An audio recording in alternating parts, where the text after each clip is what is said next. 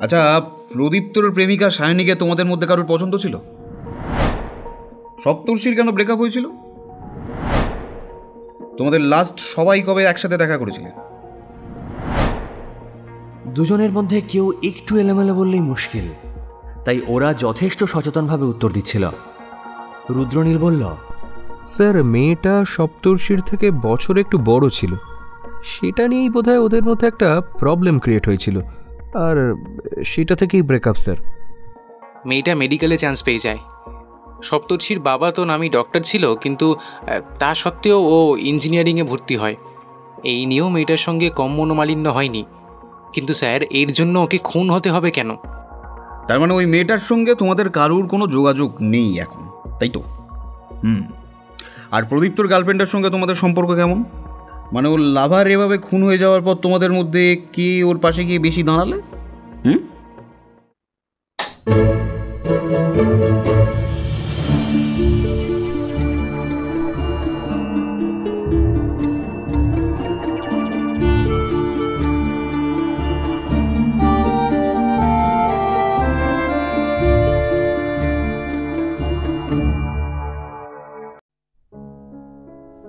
সাহিত্যের বিভিন্ন আঙিনা থেকে বাছাই করে নিয়ে আসা কিছু মণিমাণিক্য দিয়ে তৈরি আপনাদের প্রিয় কাহন। হাই, আমি অপরূপা, আর আজ কাহন আপনাদের শোনাবে অর্পিতা সরকারের লেখা একটি ক্রাইম থ্রিলার, প্রতিশোধ। লেখিকা অর্পিতা সরকার বর্তমানে পাঠক মহলে বেশ জনপ্রিয়। প্রথম বই প্রকাশিত হয় 2017 সালের বইমেলায়। কখনো মেঘ কখনো রোদ্দুর, সে ছিল অন্তরালে, খেলাঘরের ডাকে, ট্রাফিক সিগন্যাল, সেই ডায়েরিটা ইত্যাদি বইসহ প্রায় প্রত্যেকটি বইকেই পাঠক আপন করে নিয়েছেন।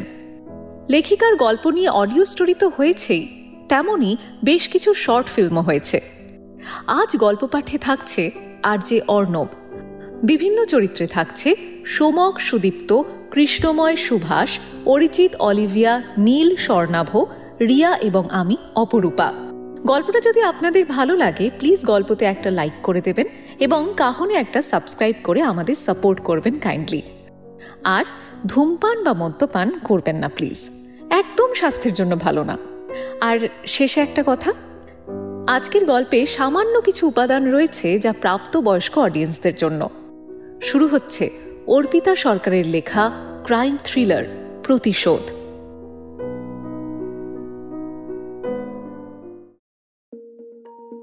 শহর জুড়ে রীতিমতো আতঙ্ক তৈরি হয়ে গেছে অফিসার। আরে ডু সামথিং। আপনাদের আর কি, ওদিকে হর্ষবর্ধন স্যার আমাকে আজ আবার তলব করেছেন।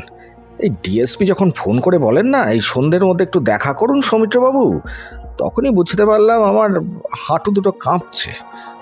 আর তোমরা থানায় বসে রীতিমতো খোশ গল্প জুড়েছ, তোমাদের লজ্জা করে না? হ্যাঁ, কথাটা বলেছেন বালিগঞ্জ থানার ওসি সৌমিত্রবাবু। তিনি এমনিতে ভীষণ ঠান্ডা স্বভাবের মানুষ। বড়বাবু থেকে ছোটবাবু কাউকে অকারণে বকাবকি করেন না, কিন্তু সিরিয়াস কোনো সমস্যায় পড়লে অসম্ভব রেগে যান। নিজেও বেশ নার্ভাস ফিল করেন। বড়বাবু আদিত্য বললেন, স্যার, আপনি যেগুলো দেখে রাখতে বলেছিলেন সব দেখে রেখেছি স্যার। এরা প্রত্যেকে ওই বোসপুর বয়েজের স্টুডেন্ট ছিল, একই ব্যাচ স্যার, একই ব্যাচ। তবে স্যার, যে দুজন খুন হয়েছে তাদের মধ্যে স্যার একটা ভালো বন্ধুত্ব ছিল, এইটা অন্যরা বলেছে। এদের একটা 5 জনের টিম আছে স্যার, তবে 5 জনই না ওই আলাদা আলাদা কলেজে ভর্তি হয়েছিল। 2 জন বোধহয় একই কলেজে পড়তো, বাকিরা অন্য কলেজে, কিন্তু স্কুলের বন্ধুত্বটা রয়ে গেছে স্যার। এরা প্রত্যেকে কিন্তু খুব অবস্থাপন্ন বাড়ির ছেলে, সকলের বেশ দামি বাইকটাই কাছে। এদের মধ্যে আবার 3 জনের স্টেডি গার্লফ্রেন্ডও রয়েছে। মার্ডার হয়েছে যে 2 জন, তাদের মধ্যে একজনের গার্লফ্রেন্ড বলল প্রদীপ্ত নাকি ওই দিন সন্ধ্যেতে ওর সঙ্গেই ছিল। ওই রাত্রি 9টা নাগাদ ওরা মুভি দেখে বেরোয়, তারপর প্রদীপ্ত মেয়েটিকে ডিস্কে যেতে বলে। তো মেয়েটা নাকি রাত হয়ে যাবে, বাড়িতে বকবে, তাই যায়নি, ফিরে এসেছিল। তাতে প্রদীপ্তর একটু অভিমান হয়, ওকে বাড়িতে নামিয়ে দিয়ে তারপর প্রদীপ্ত বাইক নিয়ে নিজের বাড়ির দিকে যায়। তার রাত প্রায় 10:30, ওই রকম সময় কোনো যখন মেসেজ না পায় তখন সায়নী নামের ওই মেয়েটি ওকে কল করে। ফোনটা স্যার অনেকবার রিং হয়ে কেটে যায়। তখন সায়নী প্রদীপ্তর বাড়িতে কল করে। ওর মা জানায় যে প্রদীপ্ত নাকি তখনও বাড়িতেই ঢোকেনি। স্যার, সেদিন রাত প্রায় 1:30 নাগাদ ওর বাবা থানায় এসে রিপোর্টটা লেখায় ততক্ষণে সব বন্ধুর বাড়িতে ওরা খোঁজ নিয়ে নিয়েছিল। প্রদীপ তো কোথাও নেই জেনেই বাধ্য হয়ে ওর বাবা থানায় আসে। আর স্যার আসার আগে একবার ডিস্কেও ঘুরে আসে। ছেলেটিকে কোথাও পাওয়া যায়নি স্যার। ভোরবেলা 3টে নাগাদ প্রদীপ্তর বাড়ি থেকে আবার ফোন আসে স্যার, ওদের বাড়ির পাশে নালায় নাকি প্রদীপ্তর বডিটা পাওয়া গেছে, আর নালার পাশে বাইকটা দাঁড় করানো ছিল, আর ওই পথেই প্রদীপ্ত রোজ বাড়ি ফেরে। এটা তদন্ত করার আগেই 3 দিনের মধ্যে প্রদীপ্তর বন্ধু সপ্তর্ষি ওর খুন হয়ে গেল, সেও স্যার ওই একই বাড়ির গলিতেই। স্যার এই খুনের মোটিভ কিন্তু খুঁজে পাওয়া যাচ্ছে না। এদের নামে স্যার থানায় কোনো কমপ্লেনই নেই, এমনকি পাড়ার লোকজনও কেউ বলছে না যে ছেলেগুলো একেবারে খারাপ। তবে স্যার এবারে দেখুন, এ যুগের ছেলে একেবারে তো ওই স্বামী বিবেকানন্দ সুলভ আচরণ করবে এটা ভাবাও তো ভুল। তবে শুনলাম নাকি স্যার ওই মাঝে মাঝে যখন সবাই একসাথে বসতো তখন ওই মদ্যপান টান চলতো। তবে স্যার সেটাকে তো আর গর্হিত অপরাধ বলা চলে না।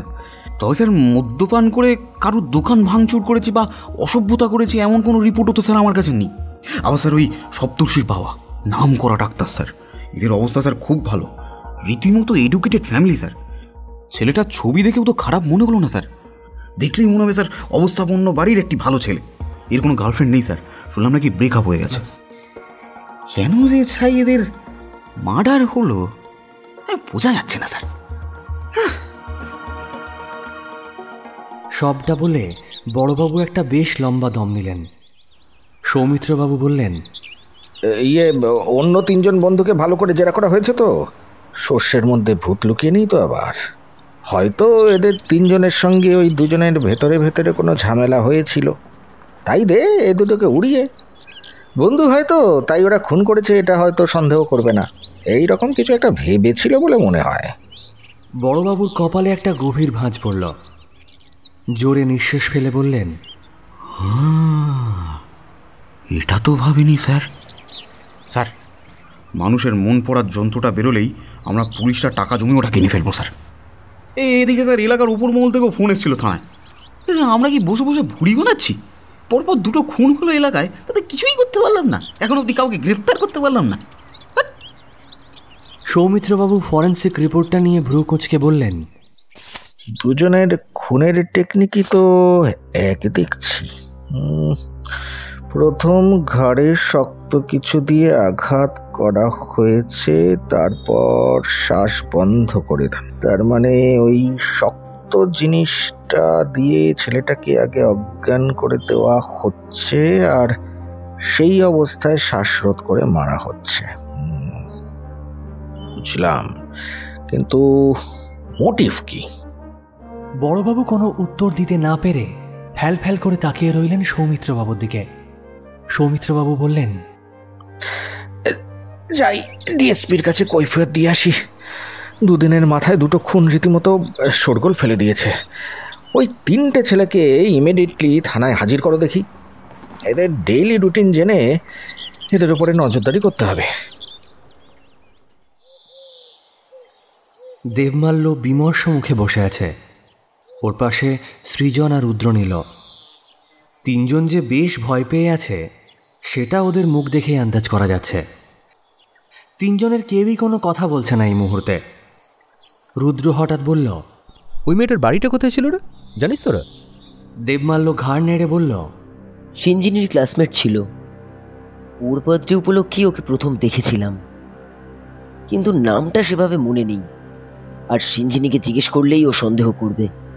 এমনিতেই সিঞ্জিনি নানা কারণে বিরক্ত হয়ে আছে আমার ওপর।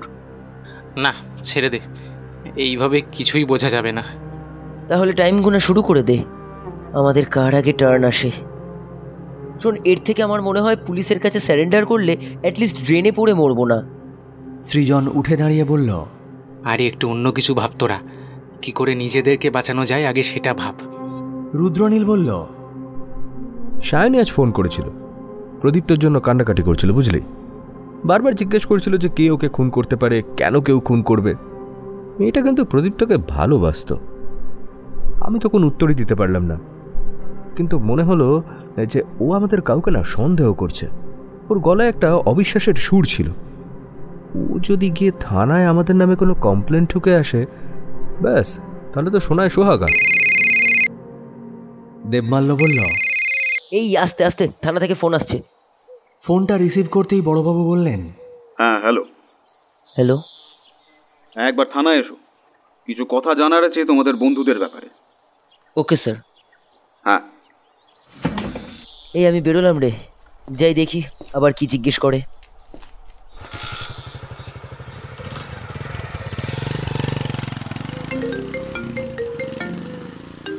দেবমাল্যর বাইকের আওয়াজটা মিলিয়ে যাওয়ার আগেই রুদ্রনীল আর সৃজনও ফোন পেল থানা থেকে। সৃজন বলল, চল একসঙ্গেই যাই, দেবমাল্য তো থাকবে থানাতে। ওরা যখন থানায় পৌঁছলো তখন ঘড়িতে কাঁটায় কাঁটায় 9টা। তিলোত্তমায় এটা সবে সন্ধে। ব্যস্ত কলকাতা শহরের জনজীবন, সবাই ছুটে চলেছে, কারোর সময় নেই কাউকে দেখার। ঠিক যেন ছোটবেলার স্কুলের দৌড় প্রতিযোগিতা। সবাই ছুটত, যে আগে গিয়ে রেড লাইনটাকে ক্রস করতে পারে। অভিভাবকরা শিখিয়ে দিতেন, খবরদার, পেছনের দিকে তাকালেই কিন্তু দ্বিতীয় হয়ে যাবার সমূহ সম্ভাবনা। তাই পেছনে প্রাণের বন্ধু থাকলেও পেছনে ফিরে তাকাতো না কেউই। ঠিক সেভাবেই ছুটে চলেছে সিটি অফ জয়। সৃজন আর রুদ্রনীল থানায় ঢুকতেই বড়বাবু বললেন, হ্যাঁ হ্যাঁ বসো। বসার পরেই শুরু হলো র্যাপিড ফায়ার রাউন্ড। আচ্ছা, প্রদীপ্তর প্রেমিকা সায়নীকে তোমাদের মধ্যে কারোর পছন্দ ছিল? সপ্তর্ষির কেন ব্রেকআপ হয়েছিল? তোমাদের লাস্ট সবাই কবে একসাথে দেখা করেছিলে? দুজনের মধ্যে কেউ একটু এলোমেলো বললেই মুশকিল, তাই ওরা যথেষ্ট সচেতনভাবে উত্তর দিচ্ছিল। রুদ্রনীল বলল, স্যার, মেয়েটা সপ্তর্ষির থেকে বছর একটু বড় ছিল, সেটা নিয়েই বোধহয় ওদের মধ্যে একটা প্রবলেম ক্রিয়েট হয়েছিল, আর সেটা থেকেই ব্রেকআপ স্যার। সৃজন বলল, মেয়েটা মেডিকেলে চান্স পেয়ে যায়। সপ্তর্ষির বাবা তো নামি ডক্টর ছিল, কিন্তু তা সত্ত্বেও ও ইঞ্জিনিয়ারিংয়ে ভর্তি হয়।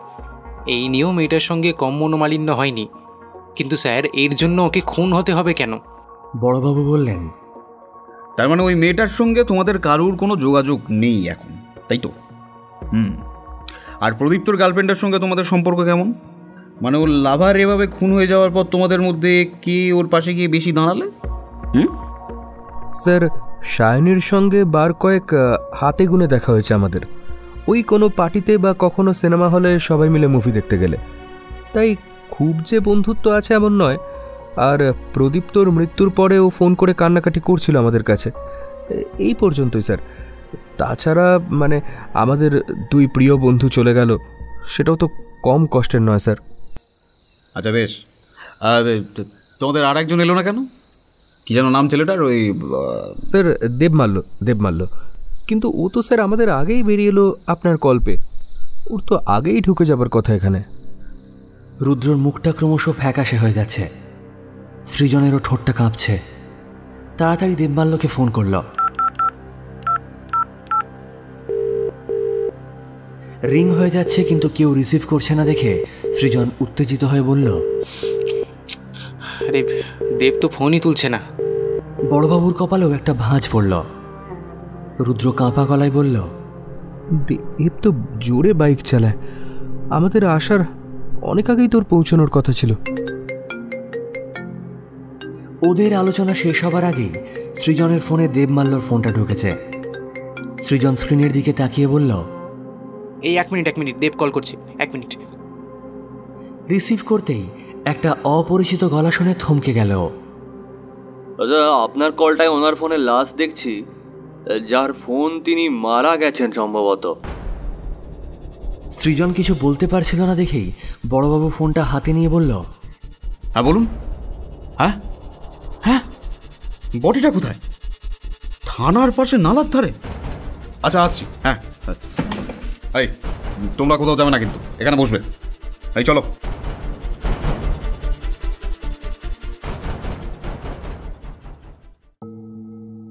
সৃজন বলল, রুদ্র, এবারে কি আসল কারণটা আমাদের বলে দেওয়া উচিত? রুদ্রর কপালে বিন্দু বিন্দু ঘাম। ও ভয়ার্ত গলায় বলল, তোর মনে হয় একটা মেয়ে সবাইকে খুন করেছে? রোগা চেহারার ওই মেয়েটা খুন করাচ্ছে বলে তুই বিশ্বাস করিস? তাছাড়া এতই যদি ধক থাকতো তাহলে তো আগে এসে সেই থানায় কমপ্লেন লেখাতো। এটা অন্য কেউ রে, আমাদের কোনো শত্রু যাকে আমরা চিনি অথচ মনে করতে পারছি না। তাহলে কি সুনয়ন? ওর আমাদের ওপর বেশ রাগ আছে। মনে কর, সেই যে এক্সামের রুটিন ভুল দিয়েছিলাম আমরা, ওর সেই বছরটা পুরো নষ্ট হয়ে গিয়েছিল। ভেবে দেখ, আমরা 5 জন ছিলাম সেই দিন, আর 5 জন মিলেই ওকে ভুল রুটিন দিয়েছিলাম। সেই জন্যই হয়তো। ঠিকই তাই, এটা সুনয়নের কাজ। এই পুলিশকে বলা দরকার এটা। সুনয়নকে গ্রেপ্তার করলে না আমাদের দুজনের প্রাণ বেঁচে যাবে বলে মনে হচ্ছে। দেবমাল্যও একই রকমভাবে থানার পাশের গলিতে নালার ধারে পড়েছিল। একই পদ্ধতি, ঘাড়ে জোরে আঘাত, তারপর শ্বাস রোধ করে মারা হয়েছে। বড়বাবু ওসিকে ফোন করলেন। দেবমাল্যর বাড়িতে খবর দেওয়া হলো। সৃজন আর রুদ্রনীল নিশ্চুপ হয়ে বসেছিল। হঠাৎই সৃজন বলল, স্যার, এটা সুনয়নের কাজ স্যার। ও আমাদের বাঁচিয়ে রাখবে না স্যার, ও আমাদের খুন করে দেবে। বড়বাবু বিরক্ত হয়ে বললেন, সুনয়ন?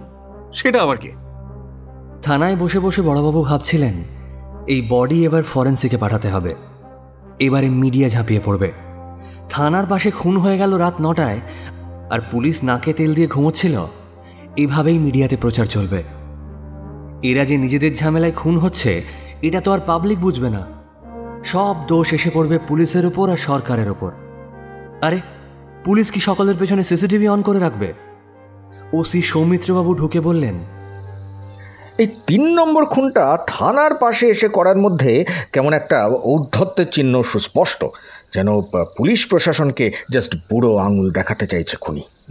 ঠিক তাই। বাইরে এদিকে মিডিয়া রেডি হয়ে আছে দেখলাম। যাও গিয়ে জবানবন্দি দিয়ে এসো। সৌমিত্রবাবু সৃজনকে বললেন, এই সুনয়নের কেসটা কি বলো দেখি। হ্যাঁ, একটা মিথ্যে বললে না চাপকে একেবারে সোজা লকআপে চালান করবো, হতভাগা।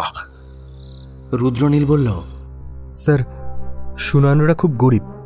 ওর বাবা রিক্সা টানতো, কিন্তু ও আমাদের স্কুলের বেস্ট ছেলে ছিল। ওদের বাড়িতে টিভি পর্যন্ত ছিল না স্যার। ও টেস্টের কিছুদিন পরে এসে আমাদের জিজ্ঞাসা করেছিল যে এক্সামের রুটিন পেয়েছে কিনা। আমরা সবাই মিলে ওকে একটা ভুল রুটিন দিয়েছিলাম, জাস্ট মজার ছলেই। ভেবেছিলাম ওর কাছে হয়তো অরিজিনাল রুটিন আছে, কিন্তু পরীক্ষার হলে গিয়ে দেখেছিলাম যে ও আসেনি স্যার। ইনফ্যাক্ট শেষের 2টো এক্সামে এসে কান্নাকাটি করেছিল। আমাদের ধারণা স্যার ওর ওই বছরটা আমরাই নষ্ট করেছিলাম, আর সেই জন্য স্যার ও আমাদের খুন করে দিতে চায়। তোমরা সকলে ভদ্রবাড়ির ছেলে বলে আজকেই বড়বাবু বলছিলেন, তখনই বুঝেছি এত সহজ নয় তোমরা। এই, ওই সুনয়নের অ্যাড্রেসটা দিয়ে যাও দেখি।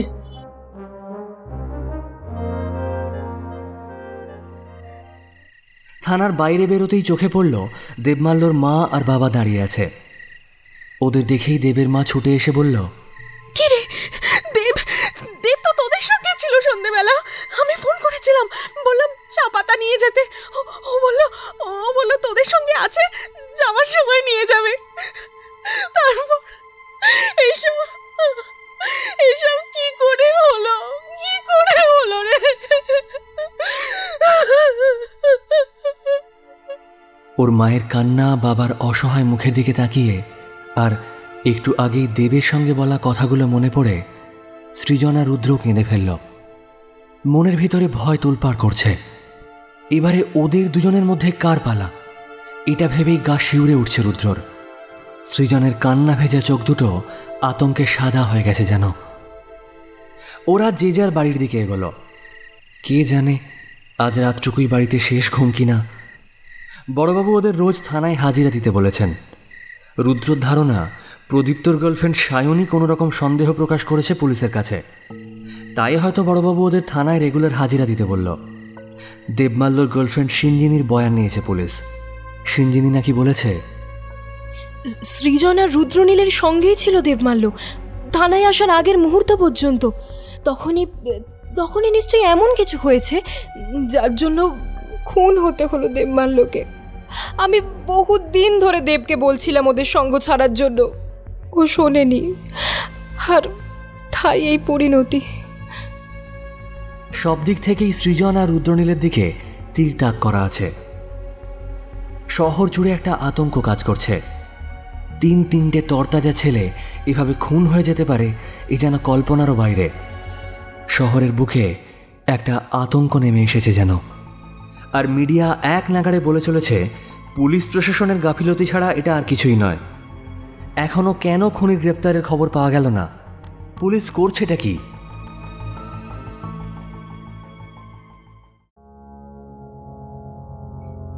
সুনয়ন নামের ছেলেটা কলেজে ফিজিক্স অনার্স নিয়ে ভর্তি হয়েছে। অত্যন্ত গরিব ঘরের ছেলে, টিউশনই করে, সরকার থেকে সাহায্যও পায়। সে স্বীকার করলো ওই 5 জনের জন্য ওর একটা বছর নষ্ট হয়েছে। তাই কলেজে উঠে ও আর কোনো বড় লোকের ছেলেদের সঙ্গে মেলামেশা করে না, নিজের মতো করে চলে। এসব খুন সম্পর্কে কিছুই জানে না। তবুও পুলিশ তাকে তুলে নিয়ে এসেছে। এখন যা অবস্থা তাতে কাউকে কোনোভাবেই বিশ্বাস করা পুলিশের পক্ষে সম্ভব নয়। সুনয়নকে আপাতত 2 দিন হাজতে রাখা হবে। সাবধানের মার নেই। সৃজন আর রুদ্রনীল যাতে খুন না হয় সেজন্যই এমন ব্যবস্থা। সমস্ত খবরের কাগজের হেডলাইন এটাই এখন। ওপর মহলও বেশ নড়ে বসেছে। বেশ প্রেসারেই আছেন ওসি সৌমিত্রবাবু থেকে থানার বড়বাবু অবধি। সুনয়নের কাছ থেকে কিছু তথ্য বের করবার জন্যই বড়বাবু ওকে জেরা করছেন।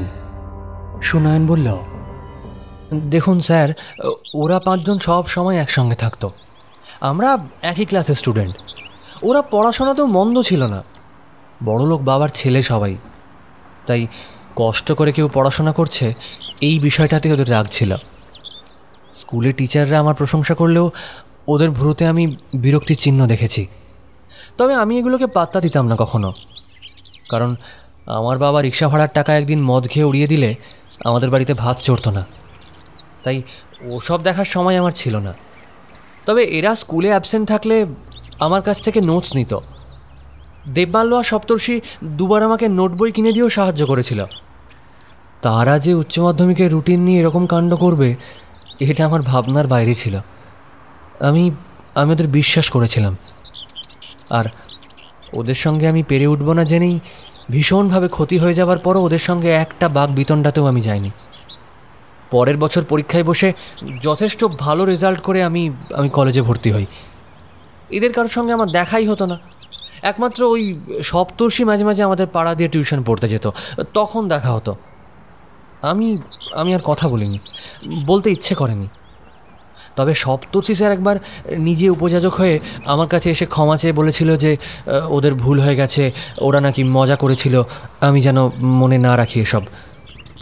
দেখুন স্যার, এদের কাছে এটা মজা হতে পারে, কিন্তু আমার কাছে না। তাই দূরেই থাকি এদের থেকে। সুনয়নের কথা শেষ হবার আগেই কনস্টেবল জগন্নাথ হাঁপাতে হাঁপাতে এসে বলল, স্যার স্যার স্যার আবার খুন। লোকজন থানায় ভাঙচুর করতে আসছে স্যার। আর ওই 2টি ছেলে খুন হয়েছে স্যার। থানায় একসঙ্গে হাজিরা দিতে আসছিল। থানা থেকে আবার 100 মিটার দূরে ওই ডাস্টবিনের ধারে 2টো বডি আর একটা বাইক পড়ে আছে স্যার। এবার কি হবে স্যার? সুনয়ন বলল, স্যার তাহলে প্রমাণ হলো তো যে খুনগুলো আমি করছি না? আপনারা প্লিজ আসল খুনিকে ধরার চেষ্টা করুন। আমার দিকে নজর দিতে গিয়ে সে হাত ফসকে পালিয়ে গেল যে।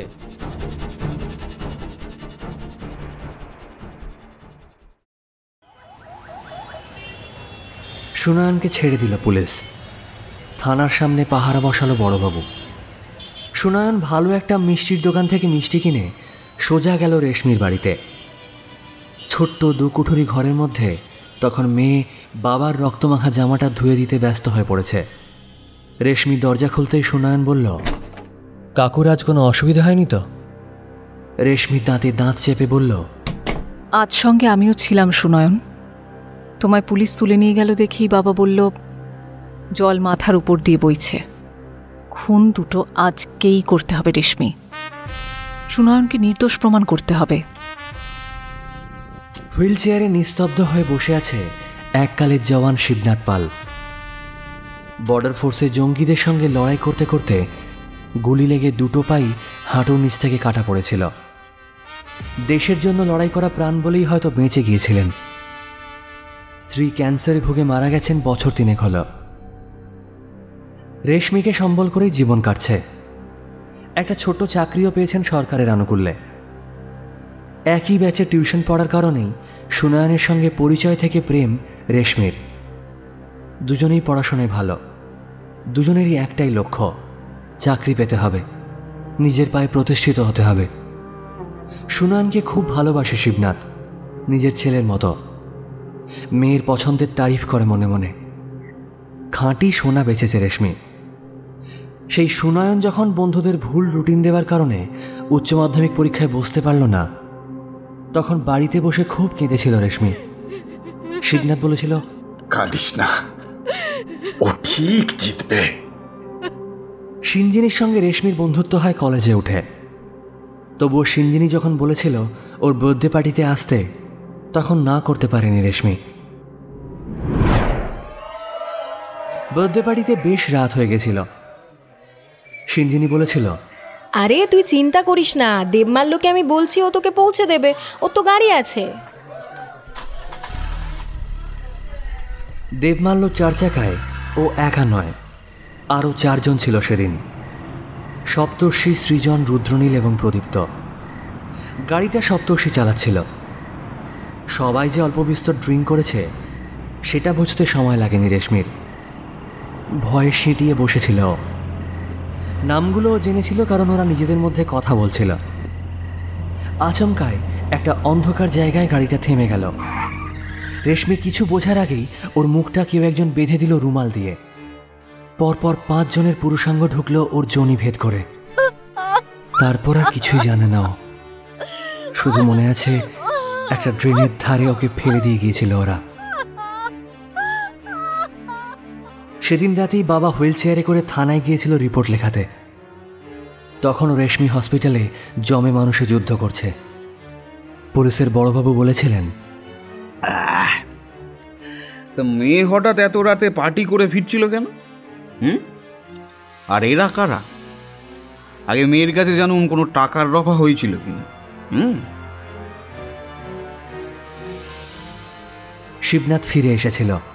রেশমির দিন 3 পরে সুস্থ হয়ে ফিরেছিল, কিন্তু চুপ হয়ে গিয়েছিল একদম। সুনয়ন অনেকবার জিজ্ঞাসা করায় নামগুলো বলতেই চমকে উঠেছিল সুনয়ন। বলেছিল, এরাই সেই ছেলে যারা আমায় ভুল রুটিন দিয়েছিল। কিন্তু শিবনাথ কাকু, এদের বাবাদের অনেক টাকা, এদের আমরা ছুঁতেও পারবো না। শিবনাথ মুঠো শক্ত করে বলেছিল, মেরে দেব এদের, বাঁচার কোনো অধিকার নেই এদের। সুনয়ন এক একজনকে ফলো করে জেনেছিল এদের দৈনন্দিন জীবনযাপন। প্রদীপ্তর বাড়ি ফেরার রাস্তায় হুইলচেয়ার থেকে প্রায় পড়েই যাচ্ছিল শিবনাথ। প্রদীপ্তকে ডেকেছিল একটু তুলে দেওয়ার জন্য। তারপরেই বলেছিল, ওই গলিতে আমার ফোনটা পড়ে গেল বাবা, খোঁড়া মানুষ, খুঁজতেও পারলাম না, একটু খুঁজে দেবে বাবা। প্রদীপ্ত নিচু হয়ে ফোনটা খুঁজতে যেতেই আঘাতটা করেছিল শিবনাথ নিজের সবটুকু শক্তি দিয়ে। মেয়ের ক্ষতবিক্ষত জনিদারের কথা মনে করে, মেয়ের মানসিকভাবে মৃতপ্রায় মনের কথা ভেবে। অজ্ঞান প্রদীপ্তকে প্লাস্টিক দিয়ে শ্বাসরোধ করে মেরে ফেলতে অসুবিধা হয়নি শিবনাথের। প্রতিটা খুনই একই পদ্ধতিতে করেছে ও। একটু দূরে দাঁড়িয়ে থেকেছে সুনয়ন, চারিদিকে তীক্ষ্ণ লক্ষ্য রেখেছে। সুনয়ন যেদিন জেলে ছিল সেদিন প্রথম জেদ নিয়ে কথা বলেছে রেশমি। ওই বলেছে, চলো বাবা, সুনয়নকে নিরপরাধ প্রমাণ করতে হবে। আজ আমি লক্ষ্য রাখব, আর একজনকে অন্তত আমি নিজের হাতে শাস্তি দিতে চাই। থানায় হাজিরা দিতে যাবে এই খবরটা সিঞ্জিনি বলেছিল ওকে। কারণ রেশমি প্রতিটা খুনের খবরের পরেই ফোন করে সিঞ্জিনিকে বলতো, এই শোন না, বলছি যে দেবমাল্যদাকে এদের থেকে সরিয়ে রাখ, এরা কোথায় কি যে করেছে কে জানে। সিঞ্জিনিও দুশ্চিন্তাগ্রস্ত হয়ে দেবমাল্যর সঙ্গে হওয়া সব কথাই বলে ফেলতো রেশমিকে। তাই ওরা যে থানায় হাজিরা দিতে যাচ্ছে এটা জানতো রেশমি। সৃজনকে সেদিন শিবনাথ খুন করলেও রেশমি মেরেছিল রুদ্রনীলকে। প্রত্যেককে নালার পাশেই ফেলেছিল শিবনাথ, ঠিক যেভাবে রেশমিকে মৃতপ্রায় অবস্থায় ড্রেনের পাশে ফেলে রেখেছিল ওরা। সেদিন একজন বয়স্ক লোক দেখতে পেয়ে রেশমির ফোন থেকে ফোন করে জানিয়েছিল ওর বাড়িতে। হুইলচেয়ারটা ঘুরিয়ে শিবনাথ বলল, একদিন এই হাত দিয়ে দেশের শত্রুদের মেরেছি, আজ না হয় কটা আবর্জনা সাফ করলাম এ সমাজের। কোনো লজ্জা নেই, কোনো গ্লানি নেই আমার। এখন যদি পুলিশ আমায় ধরতেও পারে, তাহলেও জানবো আমার আমার মেয়েটার উপর হওয়া অন্যায়ের বিরুদ্ধে আমি প্রতিবাদ করলাম। মেয়েকে বুকে জড়িয়ে হাও হাও করে কাঁদছে শিবনাথ।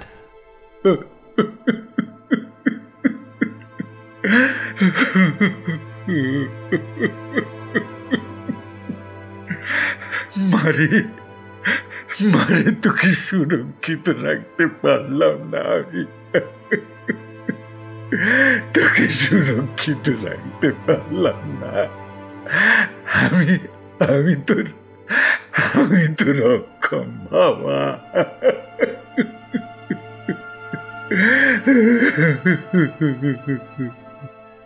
সুনয়ন বলল, কাকু আমি আছি তো, নিজের সবটুকু দিয়ে ওকে আমি আগলে রাখবো। রেশমির শুকনো চোখ দুটোতে অঝরে জল নেমেছে। এই দুজন পুরুষের জন্য ও কোনো দিন আত্মহত্যা করতে পারবে না। সুনয়ন কানে কানে বলল, ভালোবাসি, ভুলে যেও না কখনো।